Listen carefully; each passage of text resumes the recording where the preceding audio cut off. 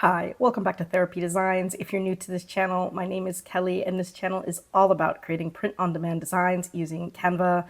So if that is something that you're interested in, please hit like and subscribe and stick around.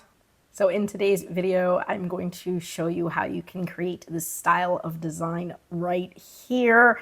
Now, this is obviously a Christmas design, but you can use this style for any niche, for any holiday. So really it is the technique that I want to show you guys. If you would like to learn how to do this, go ahead and stick around. All right, so here I am on Canva's homepage, and we are going to be creating a t-shirt design. So I'm going to go ahead and start with a blank canvas. So I'm going to go over to the top here where you see custom size. I'm going to go ahead and click that. And I'm going to be selecting 4500 by 5400 pixels. And that's going to pull up a nice blank page here for me. Now, I do prefer to design for the darker color shirts as they do tend to sell better. So I usually just optimize all of my designs for black unless I'm doing something specific for some other color. So I'm going to go ahead and select black as my background color here.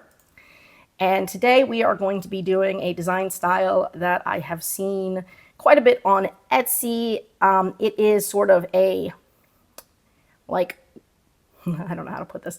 It is letters inside of boxes, and they kind of can vary back and forth between a solid box and a hollow box. And you'll see when I start doing it, but it's a popular design style, and there's different ways that you can do it. I decided to put almost like more of a 50s twist on it. And so we're going to do a design that's going to say merry and bright. So the first thing I'm going to do is get the little boxes that I want for the letters. So I'm going to go up to elements. And to do this, I actually just did a search for 50s. So I put 50s, and I went to graphics, and I hit see all for the graphics. And you can see boxes like this. So this is a perfect example of one of the boxes that I'm talking about. And this one has a little star in it. Here's another example. So this would be like a hollow box, and this is like a solid box. And so you can already see the way that those look. And you can see if there's any other ones that you like, though those I do like quite a bit. Here's another box here that might work. There's different shapes. So when we're starting to look at some of those 50s shapes things here, you could do one that's, got that kind of a weird shape to it. That would work well too.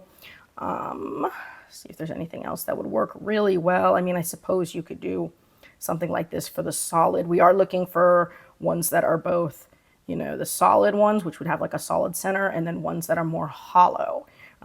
Here is another one.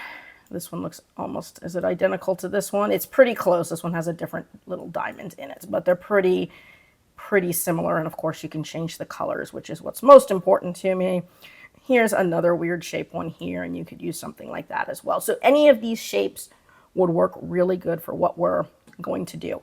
I'm going to go ahead and pick two of them. So I'm going to pick this one and this one. So this is going to be my solid, and this is going to be my hollow. And we're going to do a little bit of an alternating thing. And we're going to start doing some colors too. So what we're going to do is spell out merry and bright. So I want merry on top.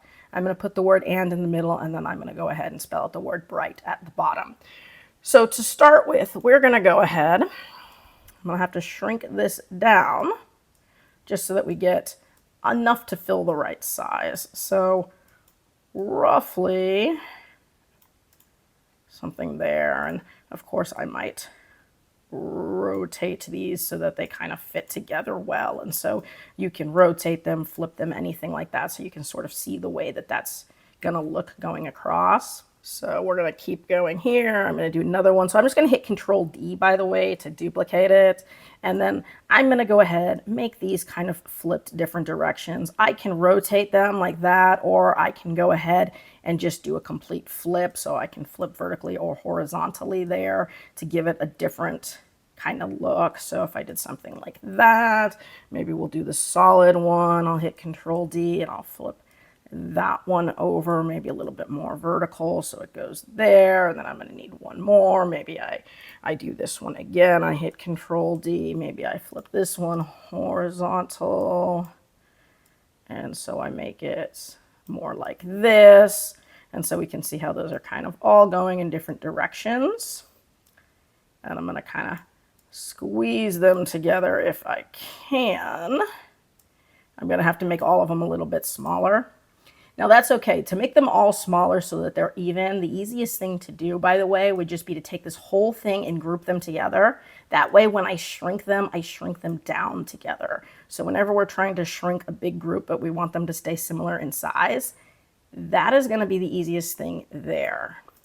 So now I can unclick and I can continue to sort of work with them the way I want.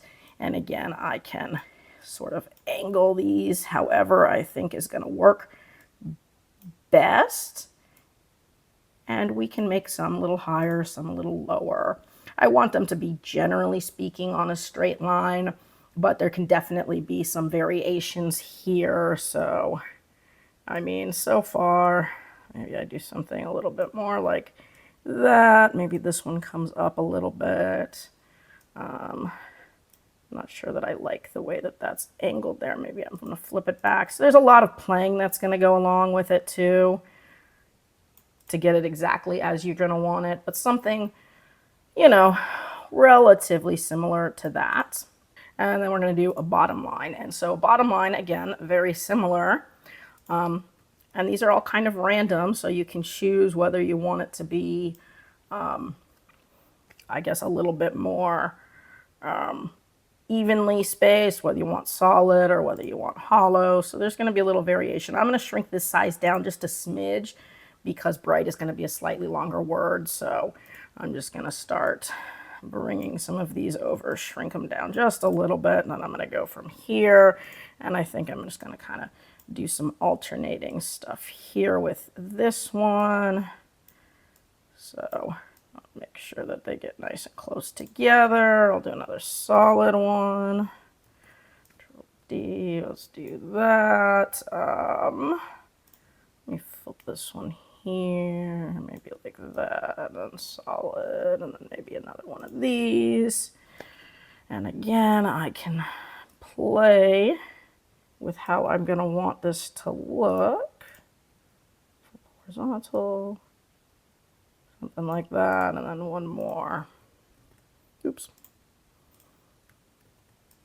And I just hit Control D on my keyboard to duplicate. Again, once I've got a bunch of them out there, I can group them together and shrink them down a little bit so that I make sure that they're going to fit.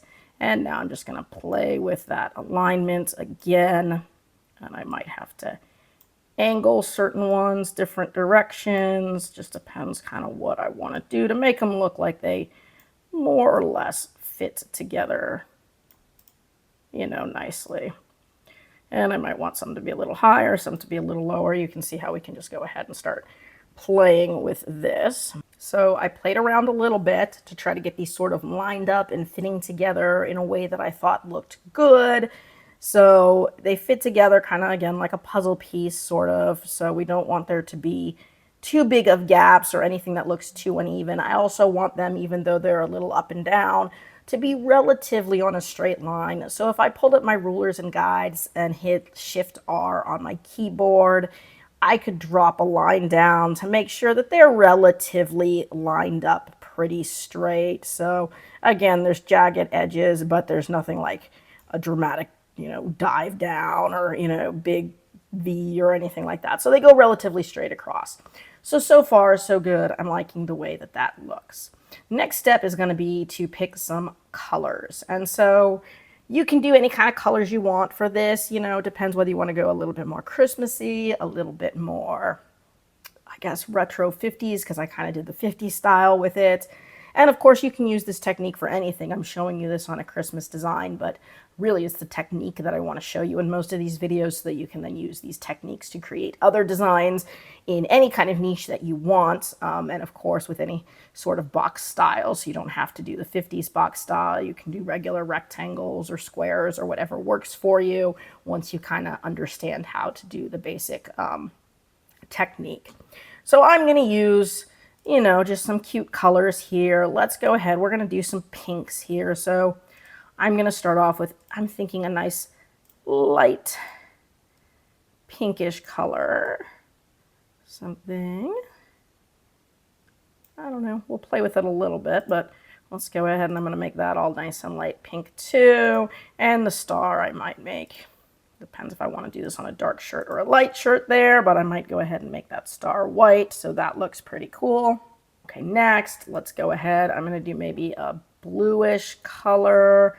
Again, something that's kind of light.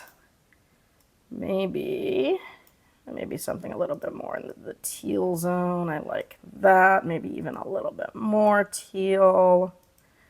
Something brighter. So right now I'm playing with some colors just to kind of see what it is I want to do. I could even go a little bit more into those green shades there. Something there looks pretty cool. And then maybe a shade of red. Again, something that's a lighter red. Maybe a little bit brighter, but something lighter or Christmassy. So any colors work, by the way. You can do anything you want. And for these, let's go ahead and make those stars white again, I'm thinking. And maybe I'll go back to the teal. And go back to the teal, make the star white, and then maybe I'll go back to the pink for this one. And again, make the star white. And so you can see how we did that. So I just picked 3 colors. You can pick as many colors as you want. You can do 2 colors. You can do 4 colors. I mean, don't make it too many colors, but I wouldn't just stick with one. You got to do at least 2 different colors for this technique to really kind of work the way you want it to. So I'm going to go ahead and go with these 3, and I'm sort of alternating the colors for both the solids and the hollow ones. So make sure that you get a good alteration there. So I'm going to come down here, and again, I'm trying to do it a little bit random. So I don't necessarily have a super, set pattern where it all has to be the exact same colors. So we can see I'm not even going in the same order. So I do want it to look a little bit more on the random side here. And so far, so good. Maybe back to that pink again. And again, this one has 3 colors, so I could have done that outline in another color, but I kind of liked it all in the same color there. So again, you can play with however you want to do this. There is no right or wrong way, so much as I just want to show you the technique here again. Perfect. So now I've got some boxes. And so here is where I'm going to spell out my words. So it's going to be merry and bright. So there's a box for each letter. So now we're going to have to pick a font that's going to work well in here. I want it to be very simple and very easy to read. It needs to be bold enough that it can stand out easily.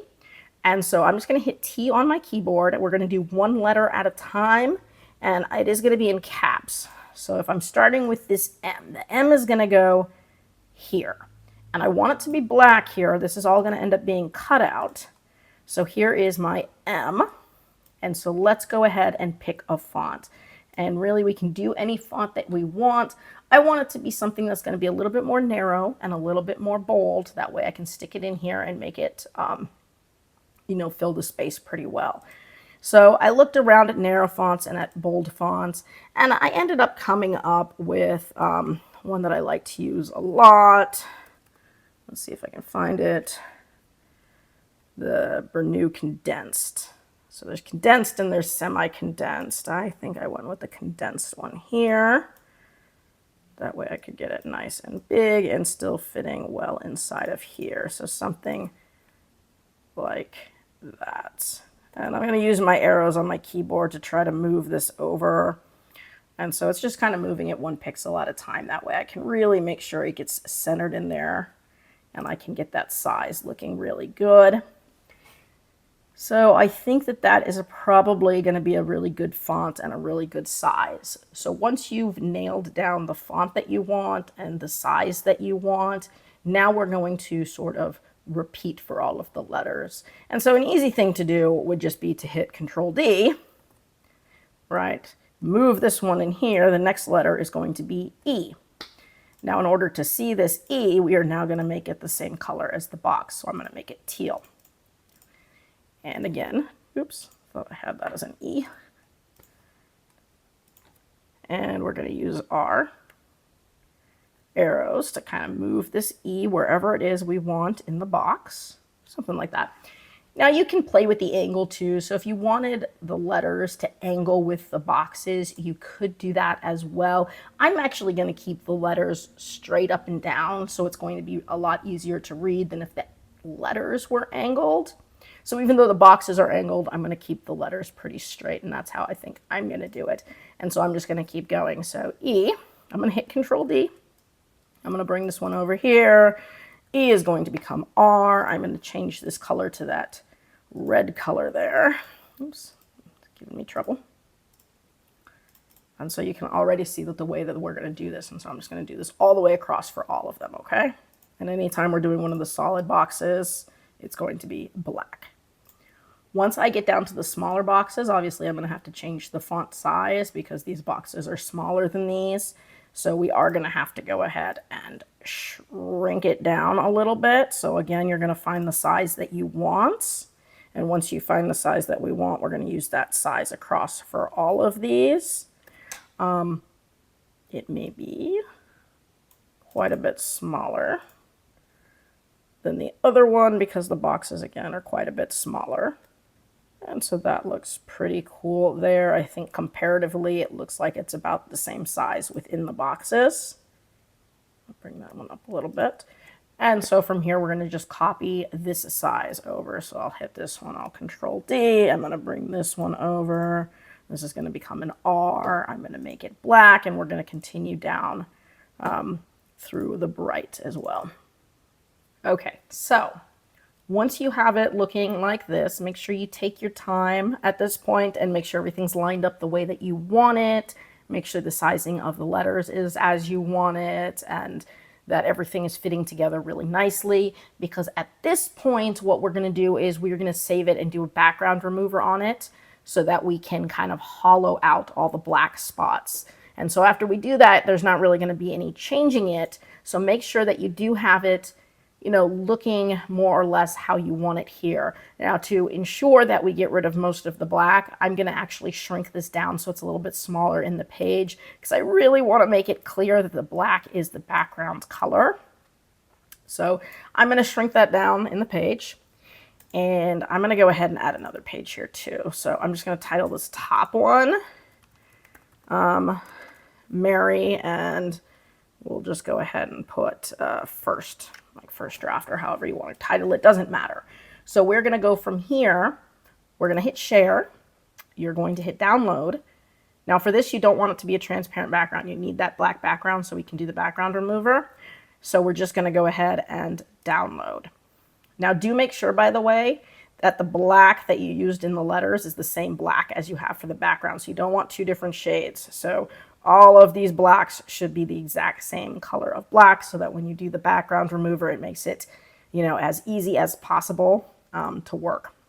And so from there, what we're going to do is we're just going to upload this. So we'll go over to our uploads and we will upload what we just downloaded. Okay, so once you have uploaded your download from up here, it should look like this. So you can just go ahead and drag it and drop it right on the page here.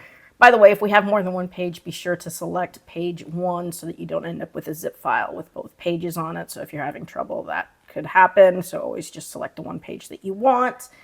So here I have my full sheet. And so now what we're going to do is try to get a background remover and see if we can remove all of this black. Now, unfortunately, with the background remover, sometimes it works perfectly and sometimes there are issues, and sometimes we just have to cross our fingers. So it may take a little bit of troubleshooting if you didn't pick a, a clear enough font, or you didn't make sure that the background is large enough that it's really clear what the background color is. Lots of things that we can do to try to make sure that this works best for us. But let's go ahead and hit background remover and see if this works perfectly on the first try. And it actually looks like it did. So there we go. So you can see now that that does look like it worked pretty perfectly on the first try. And I did change the background color here to a dark gray just so that we could see the difference. Once we have it the way we want it, of course, I can change this background color back to black now that I know that this is a cutout. And I can go ahead and stretch this out nice and big in the page, something like that there. Now, in terms of the spacing of these, you may or may not have played with the spacing in terms of where you want it From here, it's really easy to separate the two of these. So if I wanted to, I could at this point hit Control D, that's going to duplicate it. And I can take the top copy and cut off Bright, and then take my bottom copy and crop it down and cut off Mary. And now I have these two words separated. So now I can play with the spacing of them and the size of them separately. And so if I wanted to make this one maybe a little bit bigger because it didn't quite look like it was filling the page as well as the Mary, I can do that, and then I can go ahead and play with how much space I want in between them, because I'm going to put the word and in there and maybe some sparkles. So here I've got my Mary and Bright. So now we need the word and. So I'm going to come down here, I'm just going to pull up another text box, and I'm going to put the word and it is going to be in lowercase, and let's go ahead and make this white so that we can see it. I'm going to throw it down here. And now here's where we're going to do something that's a little bit cool. I'm going to use Creative Fabrica to get some of those font glyphs. Now you don't have to, but I think that they look pretty cool. I mean, we can do and do it in a nice scripty font, and you can pick any scripty font that you like. So I mean, literally I could just go down and find the first scripty font that I find and put it here. And I can put some sparkles and everything. But what I really want to do is use some of those font glyphs to get sort of that swirly lines off of the front and the back. Oops. And so I'm going to go ahead and go over to Creative Fabrica and kind of show you what I'm talking about. So I'm on my Creative Fabrica here, and there's all sorts of fonts. I can hit POD, by the way. That'll take me to everything print on demand. And I can scroll down to fonts, and there are 187,000 different fonts. And I can click View All Fonts. And you will see that there are a lot of fonts that have all of these really cool glyphs. And you may not know how to get them if you haven't seen some of my other videos on how to do this. Well, we're going to go over it now. But what I want is something like this. So like this welcome, you see that little, front and tail piece that makes it kind of look nice and long, like it's going across. So that is something that I want to do. And so you can look through and try to find a font that you like that sort of looks like that. And you can use any of the fonts you want. Here's another one that sort of has those front and back glyphs. Here's another one, Heart and Style. Home, that's more of a straight line, but it does have the lines coming out. And so, again, zillions of pages. Take your time. You can look through anything you want. There are a ton of free fonts, too, by the way. So if you go over to Freebies and you go to Free Fonts, it will pull up a ton of free fonts for you. And yes, there are free fonts that still do have those nice glyphs there. And so if you don't already have a subscription, there's tons of free fonts that you can use. And I do have a video on my channel somewhere on how to download free fonts, from Creative Fabrica and upload them onto Canva to use. And that's just really easy. You just go to the free section. Though I do want to use a tool here to get the font glyphs, and that you do have to either have the subscription for, or you do have to pay to use it. If you're using these font glyphs a lot, then it is, totally worth it to get the Creative Fabrica membership. It's really cheap, and I use a lot of the fonts, I use a lot of the graphics, and then I use like the font cloud and the shape cloud. So it's totally worth it for me, but there's also a ton of free fonts and free graphics that you can use. You just wouldn't be able to use the tools unless you paid for them individually. But anyways, with that in mind, I went with a font that I had found that I liked, and it was called Heart Style font. And so if I come back to my Canva page here and I go to my fonts, I had it in my uploaded fonts. So you can see all of these are my uploaded fonts, and I literally think I have hundreds of uploaded fonts, and these are all ones that I got off of Creative Fabrica, by the way. But one of the ones that I had where I liked that front and back looked was that heart one. So I can scroll down to try to find it. Haley was another one good too. Here it is, Heart Style font regular. And so there's my and, but the cool thing about this one is it did have the glyphs that I liked. So what I'm going to do is go back over to my Creative Fabrica, and you'll see up here where it says Tools, we can do one called Font Cloud. Okay, so if I hit Font Cloud, it is going to pull up this, and we'll hit Open Font Cloud. And it's going to pull up something like this. Now, if you don't have anything uploaded, this will probably just be blank. So what you'll do is when you download fonts and you upload them to Canva, you're also going to upload them to your font cloud. So any of those fonts where you really like the glyphs, you would then go ahead, browse your downloads, and then upload them here onto your font cloud so that you have them both on font cloud and on Canva. And then what we're going to do is pick the same font. So I decided to use that one that was called Heart Style. And I can just click on that, and it's going to pull this up, and it's going to show you all the different glyphs that come with that font that you can't get by just downloading it onto Canva. So you can see there's the little heart glyphs, but then here are the ones with the leading and trailing letters here. And so all we're going to do is click the letter that we want. It'll save it to a clipboard, and then we will paste it on top of the letter in Canva. So what I mean by that is we're using the word and. So for the A, I want that opening swirl in the A. So I'm just going to click this one. I'm just click it once. It's going to copy it to a clipboard. Even though you can't see anything, it's there. Go back over to your Canva page. I'm then going to highlight my A. And then all I'm going to do is right click and hit paste. And it is going to paste that glyph right over that A. Now I'm going to do the same thing for the D. So I want the D with the trailing line. So I just go right back over to my font cloud. I am going to find that D that has the trailing line. There it is. I click that once, go right back over to Canva, and go ahead and paste.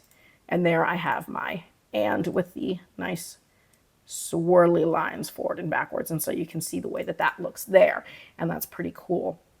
Once you get the hang of this, it's really pretty fast, and you'll know right away what you'll have a list of your favorite fonts and the ones that have the glyphs that you want, and you'll download them all here. And so then it's really easy to just pick which one you want, go to it, and then pick the glyph you want, click, and then copy paste. It's really fast back and forth. So it's easy to do once you get the hang of it. You may have to practice a little bit, and it may take you some time to pick out the fonts that you like the best or that have the best glyphs that you like, and make sure that you've downloaded them and you've got them uploaded to your Canva and to your font cloud.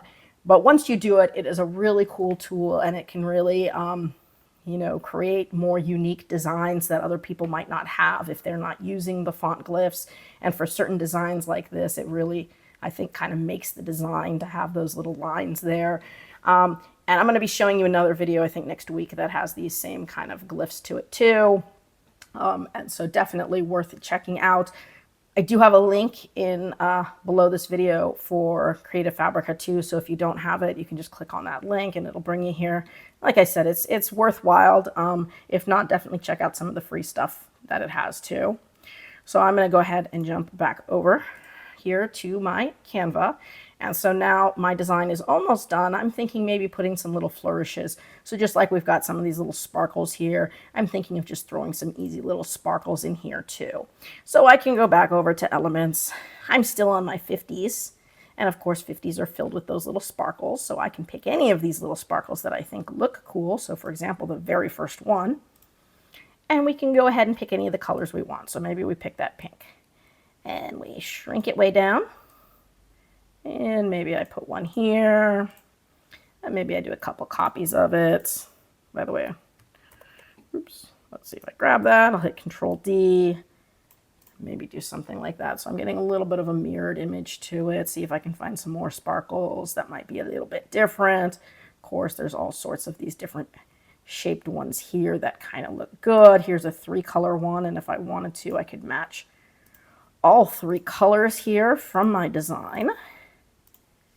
And so here, I could do something like that, and you can see how that might look cool. And in fact, I could even maybe bring these up here so that they could be a little bit bigger. And maybe bring this one out and make it a little bit smaller and do it something a little bit more like that.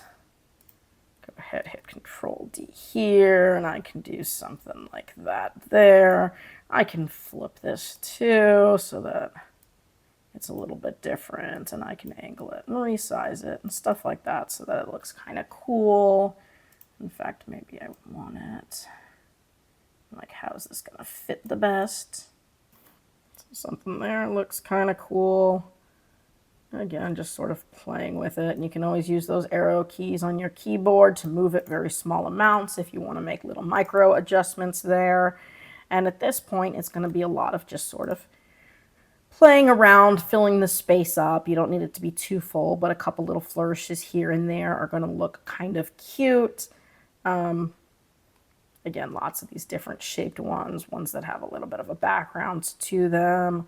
And you can decide, you know, kind of what you want. You could do snowflakes too. So there's all sorts of like just simple snowflakes that you could also use if we're going, because it's a wintry design.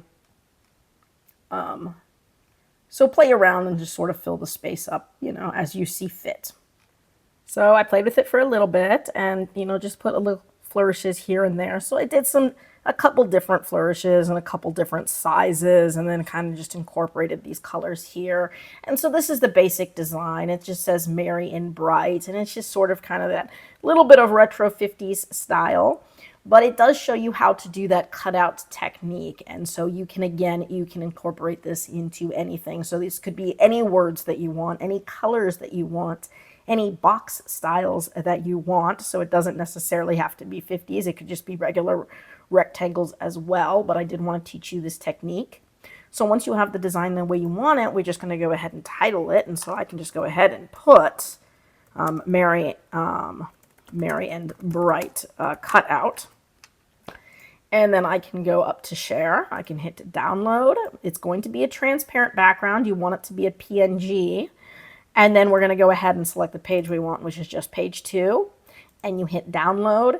And now this will be ready to go ahead and put on any product that you want. You can put it on a shirt. You can put it on a sweatshirt. You can put it on a tote bag, a pillow. I mean, you can be as creative as you want with this. But it is pretty much ready to go. If you have any questions about this, go ahead and drop it in the comments section below. I try to get back to everybody as quickly as I can. It's a simple technique. Once you get the hang of it, it's a little bit time consuming, but it's totally worth it because it gives you a really cool style. And you may need to play with it a little bit, but once you get good at it, it becomes a lot faster. If you have video requests, you can throw those in the comment section below too. I try to get back to everybody again as quickly as I can and see if I can add your stuff onto my list. If you have any feedback of things that you'd like to see, or things you like, don't like, you can put that there too. I do read all of the comments, and thank you so much for all of the kind words. I hope you guys are doing really well. I hope that you have some great sales this fourth quarter, and I do hope to see you guys again. That's all for today's video. If you found that useful and would like to see more videos with helpful tips and tricks, be sure to hit like and subscribe, and turn on your notifications so you don't miss any of the weekly videos. As always, keep growing and stay creative, and we'll see you next time.